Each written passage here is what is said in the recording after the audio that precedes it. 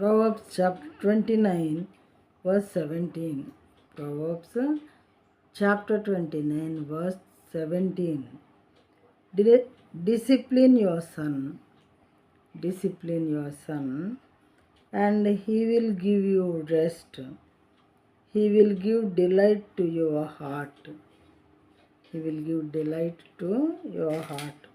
నీ కుమారుని శిక్షించిన ఎడల అతడు నిన్ను సంతోషపరచును, నీ మనసునకు ఆనందము కలుగజేయును. కుమారుడు లేదా కుమార్తె మరి సరైన మార్గంలో నడవనప్పుడు వాళ్ళని మనం శిక్షిస్తూ ఉంటాము. కొట్టడం, కోపపడటం ఇలాంటివి చేస్తాము, చిన్న చిన్న దెబ్బలు కొట్టి. అంతేగాని ప్రాణం పోయేలాగా ఏ తల్లిదండ్రులు కొట్టరు. పిల్లలు చెడిపోవాలని ఏ తల్లిదండ్రులు కొట్టరు. కానీ ప్రజెంట్ డేస్లో పిల్లలు అయితే నెగిటివ్గా తీసుకుంటున్నారు. తల్లిదండ్రులు కొట్టినా, వేరే పెద్దవాళ్ళు ఎవ్వరు గద్దించినా కానీ.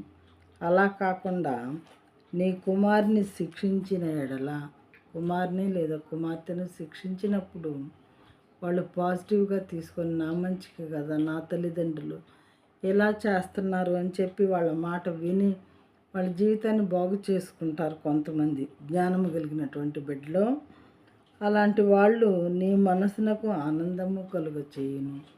నువ్వు కోరుకున్నటువంటి మంచి ప్లేస్లో, మంచి స్థితిలో వాళ్ళు ఉండి నీ హృదయానికి ఆనందాన్ని కలుగు చేస్తారు అని చెప్పి దీని మీనింగ్ అన్నమాట. నీ కుమారుని శిక్షించిన ఎడల అతడు నేను సంతోషపరచును, నీ మనసునకు ఆనందము కలుగచేయును. కాబట్టి కొంతమందికి అధికమైన ప్రేమ ఉంటుంది పిల్లల మీద. ఏ పని చేసినా కానీ వాళ్ళని గద్దించరు, కోప్పడరు. ఏ రకమైన పనులైనా చేయనివ్వు. అలాంటి వాళ్ళు ఖచ్చితంగా దారి తప్పిపోతారు, డేంజర్లో పడిపోతారు.